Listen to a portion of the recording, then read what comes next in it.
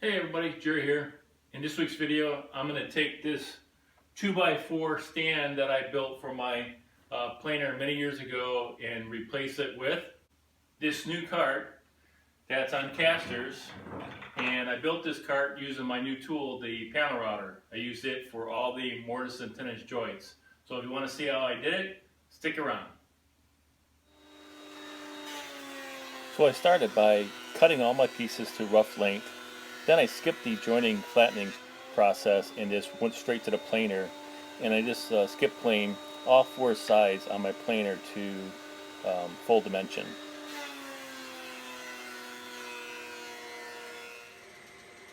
After I had all four sides to the correct size, I then switched over to my cross-cut sled on my table saw and cut all the pieces to final length.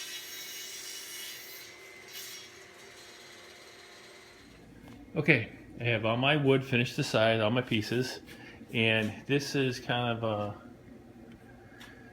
SketchUp drawing of what the stand is going to look like. And then here is an exploded view showing the legs and front rails and side rails. You can see that the legs are going to get the mortises, and the front rails and side rails is going to get the tenons. So let's start doing the mortises. So here I am using my new machine that I made just a little while ago, and it's called a Pantorouter. And if you want to check out more about this machine, you can look at my other video where I give a review of my build and I talk about the designer and the creator of this machine. But here I'm actually performing the long mortise and the uprights on one of the pieces. Here's a close-up of me doing another mortise using my Pantorouter. Again, it's just a matter of following a template, and the mechanism will recreate the mortise on your workpiece. It's a really cool machine. I definitely advise you to go check out my other video.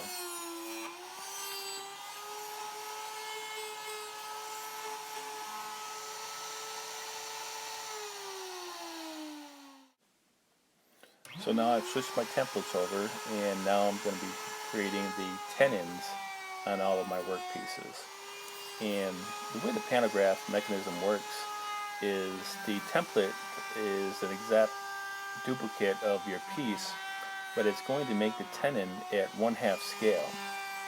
So the more accurate you make your template, it's going to be twice as accurate on the final workpiece, and that allows you to be very precise in your mortise and tenons. So it's really cool.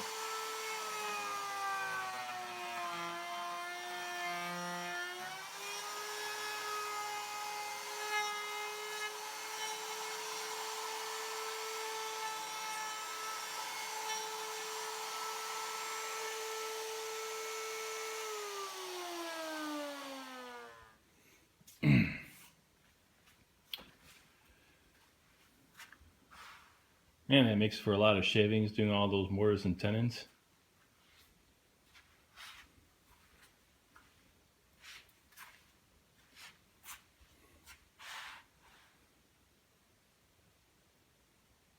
Okay, we got all of our mortises and tenons on all of our pieces.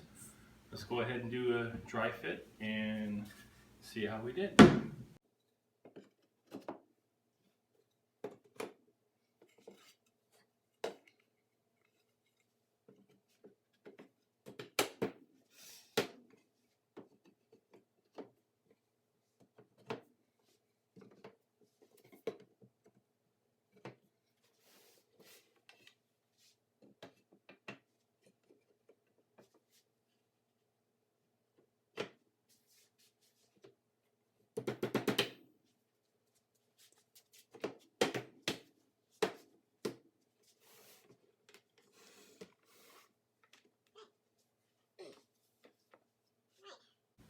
Successful dry fit.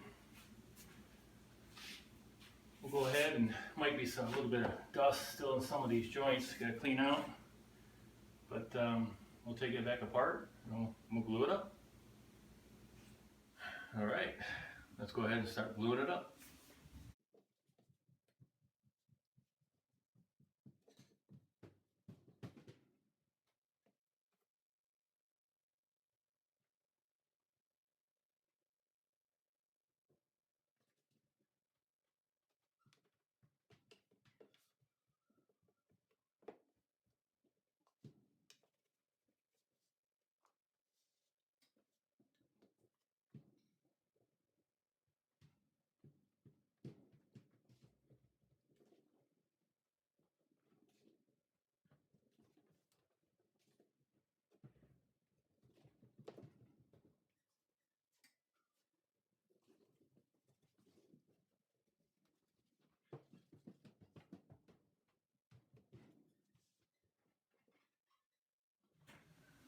Okay, we have our cart all glued up.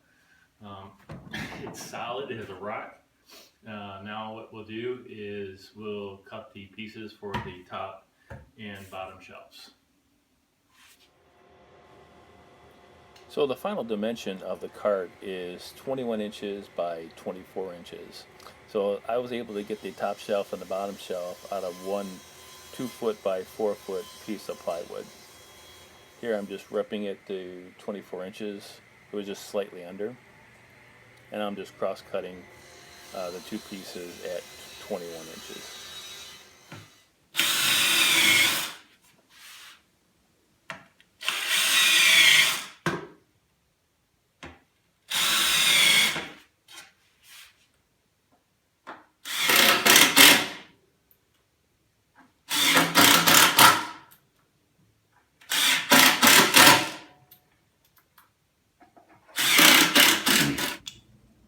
So right now with the inch and a quarter corners, my casters don't have a really good surface to mount to. So what I'm going to do is I'm going to glue these blocks on right here, which will give me a much greater surface to mount the casters.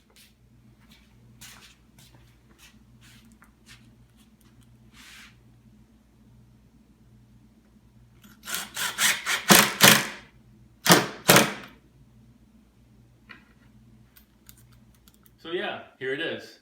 Turned out really good. So I designed this cart where I can roll it up to my large assembly table and I can clamp it and it secures it in place.